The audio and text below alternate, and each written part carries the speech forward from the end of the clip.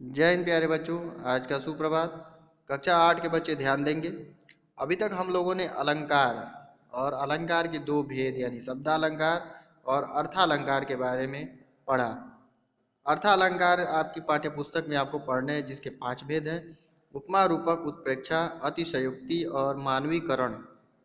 इसमें उपमा और रूपक अलंकार हमने पढ़ लिया है। उपमा और रूपक के पश्चात हम आगे बढ़ेंगे उत्प्रेक्षा अलंकार पर। उत्प्रेक्षा अलंकार जहाँ अप्रस्तुत उपमेय में जहाँ प्रस्तुत उपमेय में अप्रस्तुत उपमान की संभावना प्रकट की जाती है, वहाँ उत्प्रेक्षा अलंकार होता है। उपमेय यानी जो साधारण सर्वसाधारण वस्तु जिसे सभी परिचित है, सभी एक कॉमन सी वस्तु, एक सामान्य सी वस्तु में एक उपमान यानी विशिष्ट या प्रसिद्ध वस्तु की कल्पना या संभावना व्यक्त की जाए, वहाँ पर आपका उत्प्रेक्षा अलंकार होगा। यानी जो उपमेय है उसमें उपमान की संभावना की जाए कि वह वस्तु ही उपमान है, वह उपमान के रूप को हम उपमेय में देखते हैं, उसमें संभावना और कल्पना को देख करते हैं कि वह वस्तु या वह उपमेय उपमान है, वहाँ उत्प्रेक्षा अलंकार होता है। इसमें मनु, मानो, मनु, मनहु, जानो, जनु, जनहु, ज्यों आदि शब्दों का प्रयोग होता है। यानी इसमें उपमान उपमेय की में उपमान की कल्पना या संभावना व्यक्त की जाती है, यानी पॉसिबिलिटी देखी जाती है कि वह जैसे या मान लो इस प्रकार के शब्दों के द्वारा परिभाषित होता है कि जैसे कि वह उसके समान है या फिर जैसे मानो कि वह उसके जैसा है। तो इस प्रकार के शब्द वाक्य के अंतर्गत आपको देखने को मिलेंगे, तो वहाँ उत्प्रेक्षा अलंकार होगा। इसमें दिया गया है उदाहरण कि सुमुखी गली में निकलती, सुमुखी गली में निकलती, मनु गुलाब की टहनी लचकती। यानी सुंदरी गली में ऐसे निकलती है मानो, ये आप देख सकते हैं, मानो गुलाब की टहनी लचकती है। यानी गली में सुंदरी यानी सुंदर स्त्री इस प्रकार निकलती है जैसे मानो कि गुलाब की टहनी हिल रही है, लचक रही है। इस प्रकार उसमें जो उपमेय और उपमान में क्या है, आपस में संभावना या कल्पना की जा रही है। गुलाब की टहनी की कल्पना सुमुखी के गली में निकलने से की जा रही है। तो यहाँ गुलाब क्या है, प्रसिद्ध है।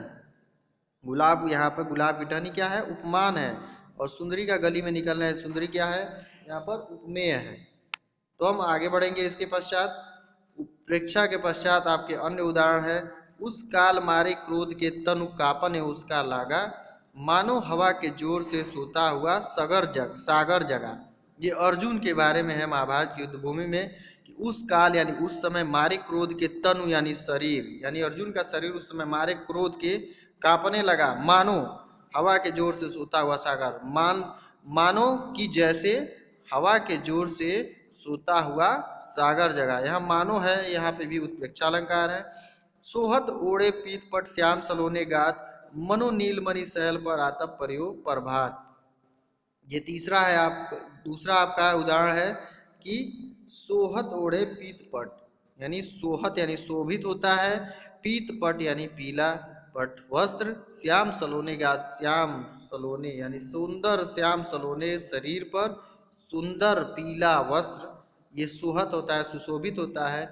मानो नीलमणि शैल पर यानी नीले शैल पर, नीलमणि शैल पर आतप परियो प्रभात, नीलमणि शैल यानी नीलमणि पर्वत पर आतप परियो प्रभात, जब सूर्य की किरणें, पीली किरणें पड़ती हैं तो वह जो नीलमणि पर्वत है वह उस प्रकार सुशोभित होता है। ठीक उसी प्रकार मानो जैसे उनके श्याम के शरीर पर, श्री कृष्ण के शरीर पर श्याम सलोने गात यानी सुंदर सलोने शरीर पर, श्यामल सलोने शरीर पर पीला वस्त्र उसी प्रकार सुशोभित होता है, मानो कि जैसे नीले नीलमणि पर्वत पर सूर्य की किरणें विराजमान है, सुशोभित हो रही हैं। यहाँ मानो के द्वारा भी उत्प्रेक्षा अलंकार है। नेक्स्ट है आपका, देखेंगे कि पाहन जो आए हो गांव में शहर के, पाहन जो आए हो गांव में शहर के, मेघ आए बड़े बन ठन के संवर के। इसमें देखेंगे पाहन ज्यों यानी जिस प्रकार, पाहन गांव में शहर के, पाहन यानी अतिथि की बात हो रही है, तो ज्यों के द्वारा यहाँ भी उत्प्रेक्षा अलंकार आपका होगा। नेक्स्ट है आपका चौथा जो है आप देखेंगे वो है अतिशयोक्ति अलंकार। अतिशयोक्ति अलंकार, अतिशयोक्ति, अतिशय धन उक्ति। ये अतिशयोक्ति जो बना है वो अतिशय धन उक्ति, यानी अतिशय का मतलब होता है अत्यधिक, उक्ति का मतलब होता है कथन, यानी किसी संदर्भ में बढ़ा चढ़ा कर कथन कहना। अतिशय यानी अत्यधिक कथन कहना, जहाँ किसी बात को बढ़ा चढ़ाकर प्रकट किया जाता है वहाँ पर अतिशयोक्ति अलंकार होता है। तो यहाँ अतिशयोक्ति अलंकार कैसे होगा, ये हम वाक्य में जो आपके उदाहरण दिए गए हैं, यानी अतिशयोक्ति अलंकार के जो उदाहरण हैं उनको हम देखेंगे। पहला आपका दिया गया है कि हाथ में तलवार देखी वीर की, सैकड़ों हाथी गिरे बेहोश होकर। हाथ में तलवार देखी वीर की, सैकड़ों हाथी गिरे बेहोश होकर, यानी तलवार देखकर, तलवार की वर्णन करते हुए वीर के तलवार को इतना शक्तिशाली बताया गया है कि उसे देखते ही सैकड़ों हाथी बेहोश होकर गिर गए। ये अपने आप में अतिशय उक्ति का उदाहरण है। अन्य उदाहरण भी है आपका, देखेंगे आगे हम कि हनुमान की पूंछ में लगन न पाई आग, हनुमान की पूंछ में लगन न पाई आग, लंका सिगरी जल गई गए निशाचर भाग। यानी अभी हनुमान जी की पूंछ में आग लगा ही नहीं कि लंका सारी जल गई और निशाचर भाग गए। यहाँ भी अतिशय उक्ति के, यानी जो संभव नहीं है उसी के बारे में बढ़ा चढ़ा कर वर्णन किया गया है। आगे नदियां पड़ी अपार, घोड़ा कैसे उतरे ऊपार, राणा ने सोचा इस पार तब तक चेतक था उस पार। यानी आगे बहुत विशाल नदी थी, घोड़ा उस पार कैसे उतरे ये अभी राणा सोच ही रहते थे, तब तक चेतक उस पार पहुंच गया, राणा को पता भी नहीं चला। ये भी अतिशयोक्ति का उदाहरण है। नेक्स्ट है आपका इतना रोया मैं उस दिन, इतना रोया था मैं उस दिन, ताल तलैया सब भर डाले, ताल तलैया सब भर डाले। ये आप देखेंगे कि ताल तलैया तक भर गए उसके रोने से, मेरे रोने से। यहाँ भी अतिशयोक्ति का उदाहरण है। नेक्स्ट हम आगे बढ़ेंगे, अंतिम जो है आपका मानवीकरण अलंकार। जहाँ प्राकृतिक वस्तुओं में मानवीय भावनाओं का वर्णन हो या निर्जीव का सजीव होना दर्शाया जाए, वही मानवीयकरण अलंकार होता है। जैसे हर निर्जीव वस्तु में मनुष्य के सजीव गुणों की कल्पना की जाए कि वह वस्तु मनुष्य के समान व्यवहार कर रही है, मनुष्य के समान इस गुण से अभिभूत है, तो वहाँ पर मानवीयकरण अलंकार होता है। यह आपका अंतिम अलंकार है कि प्राकृतिक वस्तु में मानवीय भावनाओं का वर्णन, यानी किसी भी प्रकृति के दृश्य में मानव के किसी गुण का हंसना, रोना, मुस्कुराना, अठखेलियाँ करना, मनुष्य के इन गुणों को हम कल्पना करते हैं, देखते हैं, वहाँ पर मानवीयकरण अलंकार होगा। यहाँ देखेंगे आप उदाहरण दिया गया है कि फूल हंसे कलियाँ मुस्काई। यहाँ फूल और कलियों में मानव की क्रिया हंसने और मुस्काने को दर्शाया गया है। फूल और कलियाँ हंसते और मुस्कुराते नहीं हैं, मनुष्य हंसता मुस्कुराता है, लेकिन फूलों और कलियों में कल्पना क्या की गई है, हंसने और मुस्कुराने की कल्पना की गई है, जिस प्रकार मनुष्य हंसता मुस्कुराता है। इसी प्रकार नेक्स्ट हम आगे बढ़ेंगे। अन्य उदाहरण है आपके समक्ष, मेघमय आसमान से उतर रही है संध्या सुंदरी परी सी धीरे धीरे।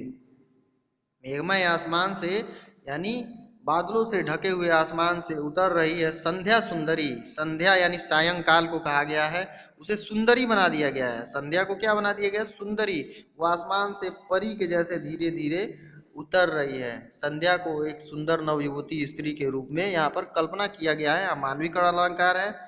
इसी प्रकार है, सागर के उर पर नाच नाच करती हैं लहरें मधुर गान। यानी सागर के उर यानी हृदय पर, सागर का कोई हृदय नहीं है, लेकिन सागर के उर का मतलब है कि सागर के ऊपर, सागर के बीच में मध्य में नाच नाच करती है लहरें मधुर गान। जो लहरें हैं, समुद्र की लहरें हैं, वो नाच कर नृत्य करके मधुर गान, मधुर गाना, मधुर संगीत सुनाती हैं, नाचती हैं उसके हृदय पर। यानी इन सब चीज़ों में मनुष्य का हृदय है, नृत्य मनुष्य करता है, गाना भी मनुष्य गाता है। इन सारे गुणों को हम प्रकृति में यानी समुद्र के रूप में यहाँ पर अवक्षेपित करते हैं। नेक्स्ट है आपका जो उदाहरण दिया गया है कि मेघ आए बड़े बन ठन के सवर के। मेघ आए बड़े बन ठन के सवर के। यहाँ हम देखेंगे कि मेघ जो है वो एक निर्जीव यानी इस प्रकृति का एक भाग है, वो निर्जीव है, लेकिन बन ठन के संवरने का कार्य कौन करता है, स्त्री, लड़कियां, या फिर जो भी युवक युवतियां या फिर नायक नायिका जो साज सज्जा में अपनी रुचि रखते हैं, तो उनके समान मेघ बनते संवरते नहीं, यानी मनुष्य के समान बनने संवरने का गुण मेघ में नहीं है, लेकिन मेघ में यहाँ संभावना व्यक्त की गई है मनुष्य के जैसे बन ठर के सवर के आने की, अतः यहाँ पर मानवीकरण अलंकार है। तो अभी के लिए हमारी कक्षा में इतना ही। अगली कक्षा में हम इससे जुड़े हुए अभ्यास प्रश्नों की ओर बढ़ेंगे। अभी के लिए आपकी कक्षा समाप्त।